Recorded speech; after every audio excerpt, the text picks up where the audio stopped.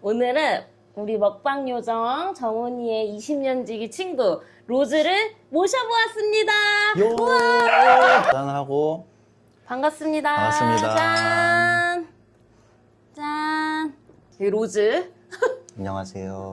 직업 소개를 해주세요. 저는 해운업에 종사하고 있는데 수출 쪽 파트를 맡고 있어요. 트러킹 컴퍼니인데 제 회사가 애리조나에 있는데 주변에 다른 업체들이 많잖아요. 저를 통해서 컨테이너에 수출품을 싣고 이제 저는 수출을 하는 거죠. 그거를 저는 도와주는 역. 제가 일반적으로 보내는 것들은 크랩 메럴이라고 해가지고 탈 찌꺼기들 그런 것들을 이제 모아가지고 수출하는 게 사실 제일 많고, 뭐 한국에도 있는데 굿윌 같은 옷도 사실 미국 내에서 많이 도는데 이것도 해외로 많이 보내고, 그때 보낼 때 다 컨테이너로 보내요. 굿윌 같은 경우는 옷이 엄청 이렇게 쌓여 있는데 이거를 비행기로 보내면 코스트가 굉장히 비싸기 때문에 쉽게 시스템을 말씀드리면 LA에서 애리조나로 컨테이너를 보내는 거죠. 그러면 이거를 애리조나에 왔을 때 임포트 팀이 저희 드라이버를 통해서 그쪽 업체에다가 보내주고, 업체가 컨테이너를 받으면 안에 있는 걸 다 뺄 거 아니에요. 빼면은 그 컨테이너가 비잖아요. 원래 같으면은 이 빈 컨테이너를 다시 롱비치 포트에 보내요. LA로 MT로 반납을 해야 되잖아요. 컨테이너는 저희 게 아니니까 선사의 이제 컨테이너니까 그거를 MT로 다시 반납을 해야 되는데, 제 역할이 MT로 보낼 거를 애리조나 주변에 있는 다른 업체들 컨택해서 다시 실어요. 빈 거를 출로 다시 보내는. 엑스포트는 영업이에요. 업체들이 제 고객인 거예요. 그 사람들한테 컨테이너를 보내주면 사람들이 다시 안에다가 막 싣고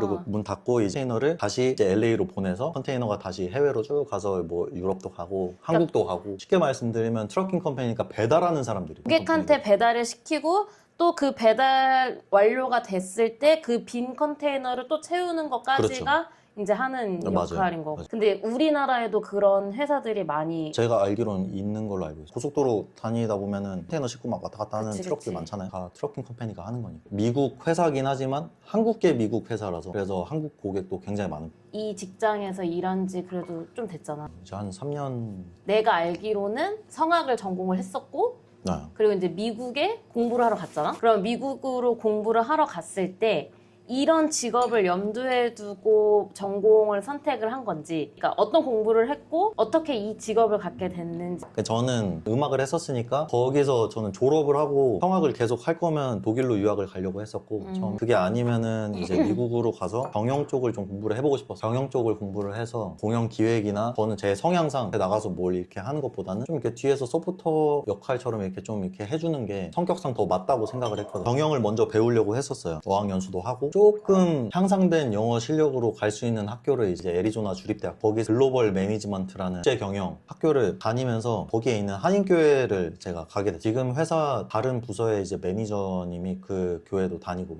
있었고, 학교를 졸업하고 나서 OPT라고 학생 비자를 가지고 있는 상황에서 일을 할 수 있는 기간이 1년 정도 주어져요. 제가 직접 인터뷰 보고 면접 보고 해서 잡을 구해요. 저도 막 수십 군데 넣었죠. 지원을 했는데 되는 데가 없었어요. 계속 해야 되지. 왜냐면 저는 거기서 OPT를 잡을 못 구해서 한국에 돌아가면 약간 유학생활 실패한 거다라고 생각을 하고 있었거든요. 그 전에 마지막 학기쯤에 저희 회사 사장님이랑 부사장님이랑 헤드들이 부장급 되는 글로벌 매니지먼트 출신들이 좀 많아. 그 사람들이 학교에 기부하는 게 좀 있어가지고 같이 프로젝트를 진행을 한 적이 있었어요. 제가 거기서 뭐 프레젠테이션도 했었고, 그러면서 그 사람들이랑 얼굴도 조금 익혀놨어. 학교 졸업하고 이 교회 같이 다녔던 매니저님이 인터뷰 한번 봐볼래? 그래서 이제 일을 시작하게 된 거예요. 일을 시작하면서 저는 그때 이제 물류 산업을 처음 알게 됐어요. 그러면 일을 하면서 또 공부를 그죠. 일을 하면서 거네. 이제 물류 산업 쪽에 좀 더 알게 됐고, 어떻게 일을 진행을 하는지 알게 됐고, 저도 많이 배우고 망할 수가 없는 산업이기도 했고, 물론 지금도 그렇게 생각해요. 미국도 전공이 뭐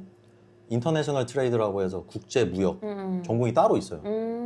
근데도 이제 그 사람들만 뽑진 않고 이제 다른 쪽 사람들도 뽑고, 왜냐면 제가 하는 일이 꼭 그쪽 전공을 해야만 할 수 있는 엄청 딥한 지식을 갖고 있어야만 할 수 있는 게 아니라서.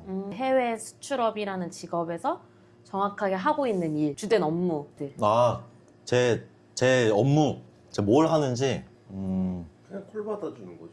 콜센터 직원이지. 그렇지, 사실 뭐 그런 건데 일단 재택근무를 하잖아요. 집에서 일단 업무용 컴퓨터를 켜고 그 다음에 회사 이제 메일이 있으니까 메일을 먼저 확인을 해서. 그럼 주로 그 메일은 어떤 내용이에요? 선사가 종류가 되게 많아요. 특정 선사에 컨테이너를 써야 되는 고객들이 많아요. 이거를 저한테 물어보는 게 사실 제일 많아요. 컨테이너 사이즈는 뭐고, 언제 로딩을 할 거고, 몇 시에 할 거고, 저는 그거를 확인을 하는 거예요. 저희 회사에 시스템이 따로 있거든요. 아, 이거 보낼 수 있겠다 하면은 얘기를 해주는 거죠. 이메일 답장을 해주는 거죠. 미국 시간 기준으로 아침 8시부터 일을 시작하니까 9시에 이 컨테이너가 잘 가는지 그거를 확인하고, 그리고 이미 실은 컨테이너가 있으면 LA로 빨리 보내서 반납을 해야 되잖아요. 그게 잘 되고 있는 컨테이너가 무조건 이 터미널로 가야 되고, 컨테이너는 무조건 이 터미널로 가야 되고, 이거를 다 이제 잘 갔는지. 네, 그거를 확인을 해야 돼요. 그 미국에서 일을 하다가 한국 와서 계속 쭉 일을 하는 거잖아. 근무 시간이 어떻게 되나? 16시간이 애리조나 느리거든. 거기 시간을 제가 맞춰야 돼가지고 월요일 아침 8시가 여기 시간으로는 월요일에서 화요일 넘어가는 밤 12시. 월요일까지 저는 주말이. 그래서 월요일에서 화요일 넘어가는 12시부터 근무를 시작해서 원래 같으면 8시간을 근무를 해야 돼서 이제 한국 시간으로는 12시부터 9시까지 해야 되는 건데 중간에 점심시간 1시간이 비고 새벽 시간이니까 제가 밥을 챙겨 먹기도 그렇고 그래서 그거는 제가 보스랑 상을 해서 1시간은 좀 빼는 걸로 12시부터 8시까지 근무를 하고. 꽤 회사 장단점이 장점이라고 하면 영어 실력이 죽진 않는다. 한국에 와서 일을 아무래도 영어로 계속 일을 하다 보니까 매일매일 쓰게 되니까 강제적으로. 단점이라고 한다면 굳이 단점을 뽑을 건 없거든요, 사실 저는. 근데 그나마 하나 뽑자면은 뭐 밤에 일해야 된다는 거. 혹시 만약에 다음에 이직을 하게 되면 그때도 그 외국계 회사를 가고 싶어 아니면 지금 생각으로는 만약에 이직을 하게 된다면 굳이 외국계 기업은 안 가도 될 것 같기는 한데 같은 업종은 가고 싶기는 해. 한국에 있는 뭐 제일 좋은 거는 뭐 현대나 이런 데 선사로 가가지고 일하는 게 제일 좋아. 어차피 그쪽에서 일하면 똑같이 영어 써야 돼요. 그러면 다 보내는 거기 때문에.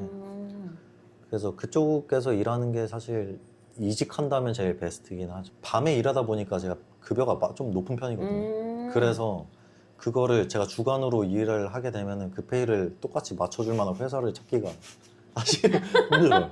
월급에 대한 만족도는 어느 정도? 밤에 일하는 거라 사실 그러니까 제가 일하는 그 연차에 비해서는 많이 받는 편인데 밤에 일하니까 사실 그 정도 받는 건 저는 좀 정당하다 생각해요. 만족? 네. 그 이 일을 하면서의 나름대로 철학이 일을 하면서 철학 같은 거는 사실 생각해 본 적은 없는데 확실히 말씀드릴 수 있는 거는 좀 책임감이 많이 생겼어요.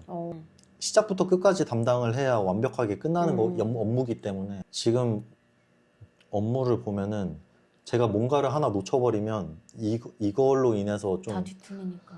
그 비용적인 손실이 생기다 보니까 그래서 책임감이 좀 많이 생기죠. 나로 인해서 좀 약간 회사가 비용적인 측면 말고도 잘 진행이 매끄럽게 되는 거를 내가 직접 담당해서 하나부터 열까지 다 한다고 했을 때 그거에 대한 좀 약간 그런 보람도 많이 느끼는 편이고.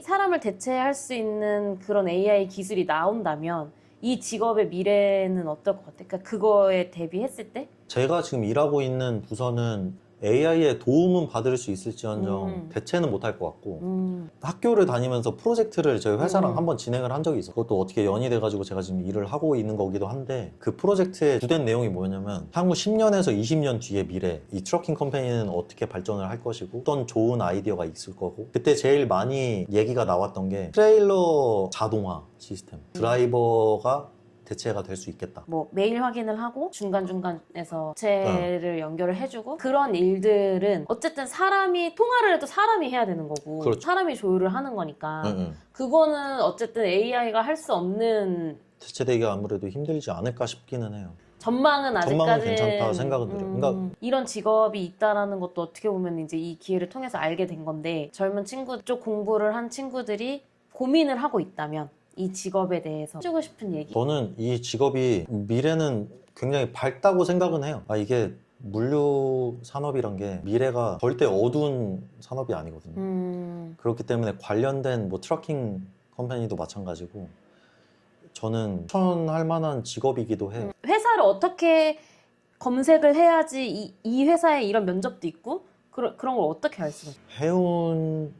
해운이 좀 키카드로 들어가야 돼. 이걸 뭐라고 하죠? 영어로는 트러킹 컴퍼니인데 뭘 그렇게 검색을 트러킹이라고 해도 아마 나오지 않을까요? 우리나라 회사의 트러킹 컴퍼니는 제가 알고 있는 회사는 아직 없고 알아보진 않았고, 근데 해운 쪽은 제일 이제 큰 게 아무래도 현대랑 SM이라고 한진 물류가 굉장히 커요. 직업을 가지려면 어떤 성향, 어떤 성격? 꼼꼼함이 제일 중요해요. 각자 사람마다 자기가 정리해 놓는 구글 시트가 따로 있어요. 제 시트를 정리하면서 저희 회사의 시스템이 따로 있어요. 그 회사 시스템도 같이 동시에 업데이트를 해줘야 돼요. 자꾸 시스템만 업데이트를 하고 자기가 업데이트 해놓은 거를 빼먹는 사람들이 많거든요. 결국에는 자기가 실수를 해요. 제가 만약에 누구를 뽑는다고 하면 제일 꼼꼼해 보이는 사람 뽑을 것 같아요. 그러면 우리나라에 살고 있는데 그 지금 이제 있는 회사에 일하고 싶어 해가지고 미국에 안 가고 입사 지원서 같은 거를 할 수 있죠.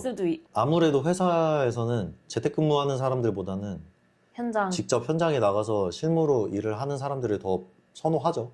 근데 한국 지사에 소속이 돼서 일은 할 수 있어요. 근데 실무는 못 할 거예요. 그럼 그 미국에는 지금 그런 회사들이 굉장히 많아? 미국에는 트러킹 회사가 어느 정도 있는 편이에요. 꽤나 있는 편이기도 하고, 제가 다니는 회사가 그나마 애리조나가 본사가 생긴 지 그래도 어느 정도 좀 오래되기도 했고, 그래서 자리는 이미 잘 잡아놔서 트러킹 컴퍼니는 애리조나도 많고 LA도 많고. 여기까지 할까요 그럼? 자, 오늘도 맞아.